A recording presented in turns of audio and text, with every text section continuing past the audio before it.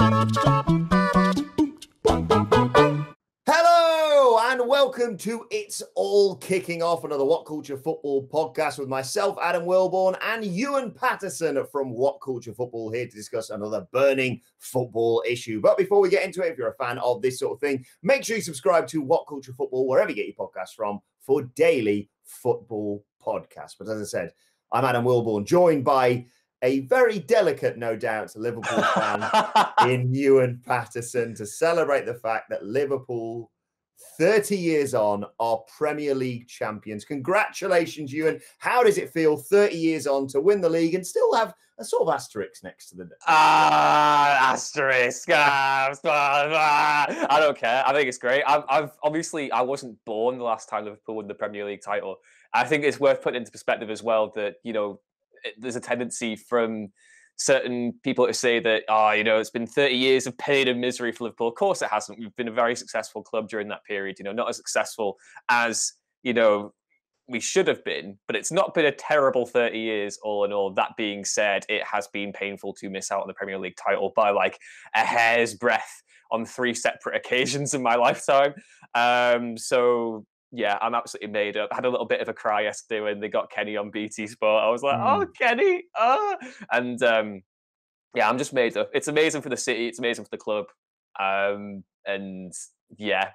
totally deserve it. Best Liverpool team I've ever seen in my life. And it's just been an amazing year of success, from the Champions League to the UEFA Super Cup to the Club World Cup and now this. And it's been amazing. I'm trying to think what I have over you now, and all I can think of is Johnston's Paint Trophy. You'll never sing that.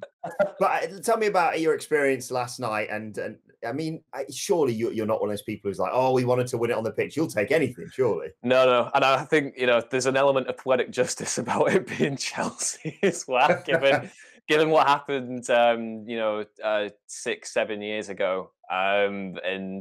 It's also the bit of the extra fume with a capital F that'll be generated when the City players have to give Liverpool a guard of honour next week. I'm going to relish and savour that.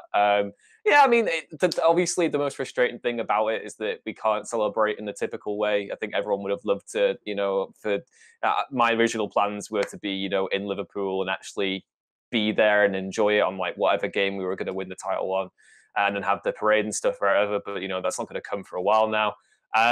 But yeah, it's still an amazing feeling and a sense of relief and just absolute pride in terms of how the club have gone about doing it, and for Jurgen and all the lads, because they're just the most amazing group of players that you could ever hope to watch.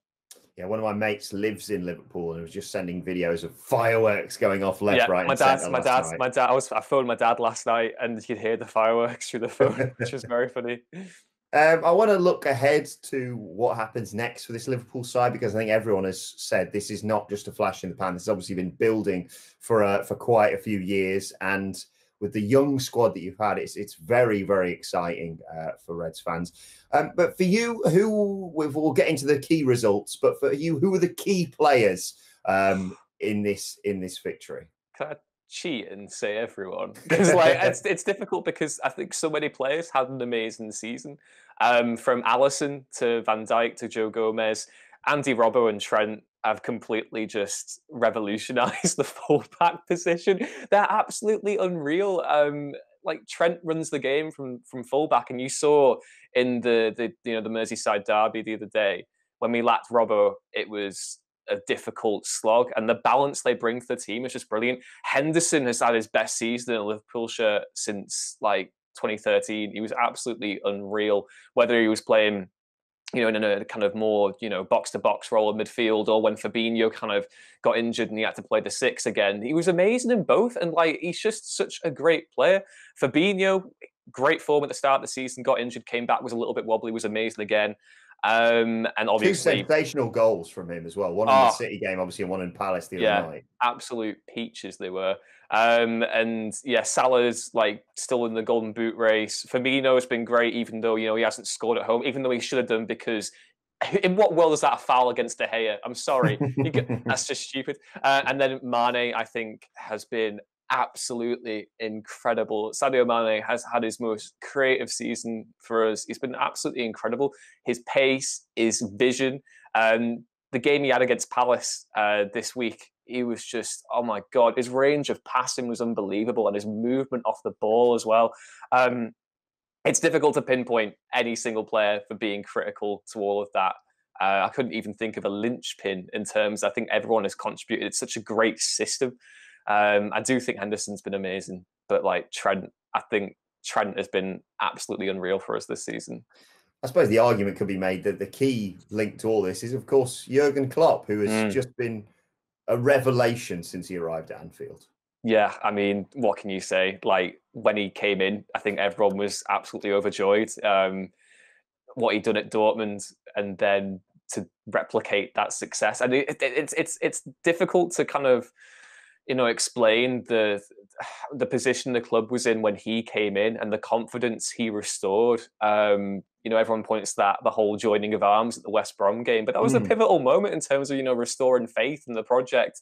And then that same season took us to the League Cup final, took us to the Europa League final. Obviously, both results didn't go our way, but then the season afterwards, we got into the Champions League on the last day of the season, thanks to Gini. And then after that, we had the Champions League final. We obviously lost to Real Madrid. But again, the way he's transformed the club is just incredible. It's a very, very, very well-run machine, down from the owners all the way to the recruitment and stuff. And it's all just come together very well. They're an absolute team. I can't pin it all on Jurgen, although obviously he's a massive draw and he's so smart and brainy and lovely and just the best man ever. But there is like a whole unit working behind the scenes at Anfield that have like all gone into delivering the success, whether that be Michael Edwards, who kind of does all the transfers, or going down to the academy. It's all just been it's all just come together. It's brilliant. From a neutral fan's perspective, and certainly someone who watches Chesterfield week in, week out, Liverpool have been a joy to watch, as Man City have been in recent years as well. Obviously, already breaking records. I think the first team to win the title with 7 games to go. Surreal to be saying they've won the title so early in June. Yes. But can they break the other records? Because, I mean, they seem primed to do that. 7 games left. I think they need 5 wins from those games to get over 100 points, 101 points it would be. Can you see them breaking those records? Do you think, or how do you think things will change now that the title has been sealed? No, absolutely. I think they have the impetus to go on and do all that, break all the records, just go for it. The motivation is never an issue with that side, I don't think. Even though I do expect other players to maybe get a bit more of a look in. I want to see more of Takumi Minamino. Harvey Elliott looks really bright whenever he plays. Curtis Jones, and then obviously Nico Williams, who was outrageous for the last 10 minutes he was on the field against Palace the other day. So I expect to see more rotation from Klopp, but also total commitment to basically just going out there and saying, look, we are one of the best sides in Premier League history. Let's just go out and, not that there can be any doubts about that, whatever you say. I think if you're just probably really salty if you say otherwise. But like in terms of just going out there and proving that they are the best, just go out for it, do it. You clearly haven't seen Adam Cleary on yesterday's podcast then. Maybe you don't go watch that. I suppose this kind of links to, we've seen a thing on BBC Sport today, for example, of the huge games like the West Brom that you mentioned that have kind of built towards this title. Where was the title won? Like, what were the key games? And feel free, if you want, to pick games from other seasons, because like you say, this has been a building process. Yeah. I mean, my mind, if we're going to talk about the kind of long term, I think the sense of relief when we got into the Champions League in the 2016-17 season when Gini scored against Middlesbrough, that was huge. And that's very much given the club the platform to recruit the likes of Mohamed Salah, Fabinho, Alisson, Van Dijk. Without that result, I think things could have gone very differently, or at least it wouldn't have happened as quickly as it has. But yeah, I mean, this season in particular, again, I think everyone, even though at the start we came out the gates pretty much flying, even though some of the performances weren't as great as they were the previous season. There was some lethargy, I thought, in certain places. And we've really had to grind out some results, really had to battle for them. And I think a lot of people will point towards the 3-1 over City as being the kind of turning point. But actually, I think the game against Villa the week before was a major test of character for everyone this season. I mean, Trezeguet scores in the first half. We have that ridiculous decision where Firmino's goal equaliser gets ruled out because his armpit's offside or whatever. A couple of missed chances towards the end, and then Mane pings in a beautiful ball for Robbo to score in the 87th minute, and then a corner from Trent to Mane for him to score in the second minute of extra time to then win the game 2-1. Bearing in mind at that point, if we'd lost that game, I think our lead would have been cut to 3 points rather than 6. Or something like that at that specific game during the season. So I think the win against Villa was absolutely massive. And then, yeah, there was some concern from me, especially after the previous season, where we'd kind of opened up that gap against City, and then things kind of not fell apart, but weren't that great in the January, and it allowed City to steal a march on us and eventually, give them the space to win the title last season. This season, it's all been really consistent, and I think those results were the deciding ones. Yeah, it's surreal asking that as someone who doesn't watch Liverpool week in, week out, aside from on Match of the Day.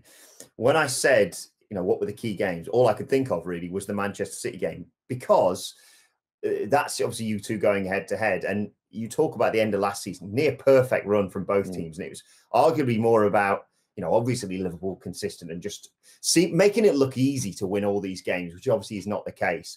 But Man City's lack of consistency, dropping points against teams they should have beaten. You can think of half a dozen examples of that happening, for example. But yeah, that City game, and arguably like 30 seconds in that City game where they have a shout for a penalty, you go at the other end, and I mean, I remember watching that and it just being carnage. Yeah. I mean, I think some of the most memorable games we've had since Klopp came in have been against City, whether it was a disappointing League Cup final or there's always been an element of madness to them. The Mane red card against Ederson at the start of the 17-18 season, and then going back and then beating them 4-3 at Anfield. That was a major kind of turning point as well. And then obviously the Champions League that same season, and then this, absolutely blew them away. And it was a must-win game, I think, given when we went to City in January the previous season and we lost by John Stones, just pinky toe. I think it was a massive, massive result. Yeah, I sort of said this earlier, but I think you have to kind of put it all together, really. If you're going to pinpoint a league game that was the crucial one, I think you have to say the 3-1 victory over Manchester City. But like you say, everything is sort of added together. Like you say, the result against Middlesbrough, that amazing comeback against Dortmund, obviously the Barcelona game, which fans will never, ever forget. And arguably even the Real Madrid final, because I remember you and I texting each other during that. And I the lowest of lows, obviously, for you. But like you say, this is all sort of built into the side we see together. I mean, you think about I remember I just love watching Liverpool in European competitions. I remember that mad game against Roma you had, where it was free flowing is the best way of describing it. But I think it all adds together. Looking ahead to next season, then, how are you feeling? Because I saw Pep being sort of nudged by interviewers to say, well, go on, congratulate Liverpool, say how well they did. And he still had a nod of, well, we'll see you next season sort of thing. How are you feeling heading into next season, despite obviously the unpredictability of the world as it is? Yeah, I mean, make no mistake, City, I think, absolutely incredible team. I think the two best teams in the world right now are Liverpool and Manchester City. I think we can say that with a relative degree of confidence. And they're going to go out and spend. And if their European banner's upheld, you can expect them to focus on the domestic competitions yet again. They're an absolutely outrageous machine of a football club with more resources, more spending power. And I'm still confident for next season. Don't get me wrong; I'm absolutely made up, and I want this to be a platform. Obviously, the same with the Champions League was a platform for us to go on and win. The other trophies, and then the Premier League. I want this title win to be another platform for us to keep going. I do think the squad needs some reinforcing. And obviously, there was the Timo Werner, I'm not going to call it a fiasco, but the whole, situation there where it looked as though Klopp made, there's a whole thing about when Klopp really wants a player, Liverpool go out for him and actually get him, like Van Dijk. That was the one of the biggest fees ever. And they went out and got him because Jurgen Klopp wanted him. And I thought the same movements were kind of being had with Werner. But again, he's gone to Chelsea, and like Chelsea, I think are a really exciting prospect as well next season. They're building a really exciting squad. But again, I think there was all sorts of question marks when we didn't reinforce last summer, and look what we've just gone out and done. So at the same time, I'm thinking, okay, maybe we need to reinforce. We need more cover at fullback because we don't have anyone to challenge for Andy Robbo's place. We've got some great youth players coming through. Like I said, Curtis Jones, Nico Williams, Harvey Elliott. So yeah, I expect us to rely more so on youth, depending on how the current global situation goes out. I don't know if we'll spend, but I think, even if it is just this team, even if we are staying still, quote unquote, still a major, major chance of us winning major honours again next season. Yeah, I get myself giddy every pre-season since Leicester won the league of saying, just look at the variety of teams that could pose a challenge. Like you say, obviously you would assume Liverpool and Man City will challenge for it next season. Chelsea, Leicester, if they can secure a Champions League spot, are contenders under someone like Brendan Rodgers, which would be ironic, obviously, considering his association to Liverpool. Man United, looked sensational in a game against, sort of on the decline after the break, Sheffield United, but you've got a sense that they've got big plans for next season. Arguments can be made for Tottenham even, and who knows, maybe even Arsenal will go for that. I'm just on a high. I'm on a high after chatting to what I described as the Arsenal dilemma with Simon Miller, which is well worth checking out if you haven't seen that already. I can't put myself in your shoes because my team never do anything like this. We have, like I say, a JPT final win every sort of 10 years and then usually get promoted and then immediately get relegated again. So what are the targets? What are fans expecting next season? Because you've kind of won everything this season, like you said. Obviously, you're not in the Champions League anymore, but I think every Liverpool and Man City fan admitted that last season you would have kind of swapped places quite happily, and that seems to be happening this season. So what are your hopes and expectations for next season? Is it retaining the league? Is it, reasserting your dominance in Europe? Is it a double, a treble? What do you think? I mean, I want to savor this more than anything because you never know what's going to happen with football. There have been plenty of periods where, as a Liverpool fan, I've looked and thought, oh my God, we've got a team that can challenge for everything right now. And, after the Champions League win in 2005, there was that kind of, not so great season afterwards. Won the FA Cup. Then after that, got to the Champions League final again, didn't win that. And then a couple of, 2008, 2009, when we came second just behind Man United. And those periods where we've had truly great sides haven't always come off. So the fact that we have won this is amazing. Obviously, next season, I would like us to see more progress, maybe domestically. I would like to see maybe an FA Cup come back because that's, it's a great tournament. And I would like to see that again. I'd like to see us, crack on in Europe again. I thought away from home this season in the Champions League, it wasn't the best. But, again, I'll take everything that I can get. I'm just made up. I think the side has the capability to go on and win everything. But obviously we don't have the depth. We don't have as many resources as some of the other teams, like you just mentioned. So again, just looking whenever we can, I'm just looking forward to the ride. Yeah, you sort of alluded to it there, and it's insane to be talking about weaknesses on the Liverpool side that, like we say, could break all kinds of records in the Premier League. But yeah, what do they need to do from now ahead of next season? Who will they sign next for you, or is it just about developing youth players? And like you say, the difficulty is, I think everyone, including yourself, pre-season last year, turned around and said, the argument is always, if you don't invest, if you don't develop, if you stand still, you kind of head backwards in this league. And yet you just sort of consolidated what you had with this team and have gone on to do sensational things. And arguably the most important aspect, as I said, in all this is Jurgen Klopp. But is it signings? Is it youth development? What is it for you? I mean, again, I've plugged the names like 3 times already. I think we've got a really talented trio of youngsters coming through in Williams, Jones, and Harvey Elliott. That being said, I do think we need some proven quality. I think that's probably a bit unfair to say, but certainly more experienced players to be in and around the team going forward. Like I said, I think fullback. I think Williams could probably challenge Trent in that position. That's totally fine. He can provide cover there. But maybe someone to help challenge Andy Robbo. I think we're pretty well stacked in midfield. And then it all depends on the outgoings, actually, because, we've had Shaqiri. And I think whenever Shaqiri's been in the team, he's done really well. He came up with that important cross for Gini in the Barca comeback. He's been great against United. He was great against Everton. But I don't think Klopp fancies him too much.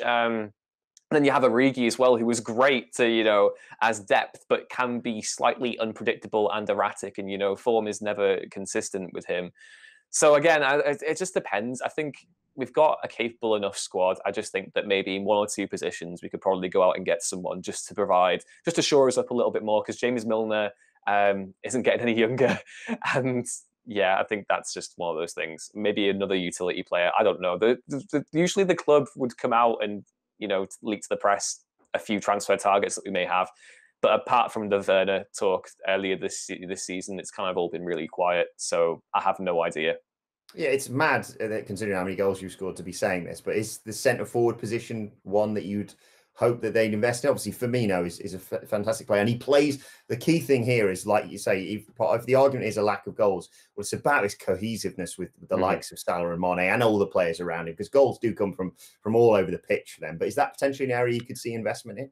I think the thing there is that if Firmino isn't in that team, Mane and Salah don't go on to score 20 plus goals each season. And in Minamino, you have someone who can play that position. We don't know if he can play it as well as Firmino. And there's all sorts of talk about him being able to play across the front six. He can play in midfield. He can play as the 10. He can play on the wings. He can play up front. So again, I think that versatility is something that we're looking for in the squad. And, even though Firmino hasn't scored at home this season, I wouldn't trade him for any of the number 9 in the world. He's just class. He links the play so well. And maybe, he could be a little bit more clinical. But at the end of the day, I think he's fine. Again, we've been very lucky with injuries, I think. And it's only been a few occasions this season where we've lacked someone like a Robertson or a Firmino or a Salah or a Mane. And you see the way that the team changes and isn't as inventive sometimes. So, yeah, but that's football. You can't always have your best team every day. So, yeah, I don't know. Yeah, I think if you, in summary, I think it's just depth, because City have been unlucky with injuries this season. You've had a sensational side, regardless of injuries, really. So I think it's just supporting that. But regardless, an exciting time to be a Liverpool fan. Ewan Paterson, congratulations, Liverpool are Premier League champions. Is it fully sunk in yet? It didn't at first, because I was like only tentatively watching the game to begin with, and then Pulisic scored, and I was like, and then it happened, and I was just kind of sat there on the couch, just like, and then they showed Kenny crying, and I was just like, oh no, here we go, oh no, because I obviously reckoned with it being a pretty much done thing for the past, since before the season was paused, but. Yeah, to actually have it there, be tangible, and for seeing the celebrations and having all that, it's amazing. It's such a great feeling. Like I said at the beginning, it's such a great thing for the city and the club, and I can't wait to properly celebrate. Oh, sorry, we lost you a little bit there, but great, absolutely fantastic news, and a sensational achievement. Do let us know your thoughts on everything myself and Ewan have discussed, and the future of the Premier League champions in the comment section below. Don't forget to like, share, and subscribe to WhatCulture Football, wherever you get your podcasts from, for daily football podcasts. Plus, you can let us know your thoughts and memes, no doubt, and videos, as my timeline on Twitter has been filled up with you and liking them. At WhatCulture FC. Well, actually, you can follow both of us. You can follow Ewan at Ewan Ruins Things. You can follow me at Adam Wilbourn. You can follow us all, as I said, at WhatCulture FC. This has been It's All Kicking Off, Ewan. Congratulations once again. Liverpool are Premier League champions. Thanks for joining us. We will see you soon.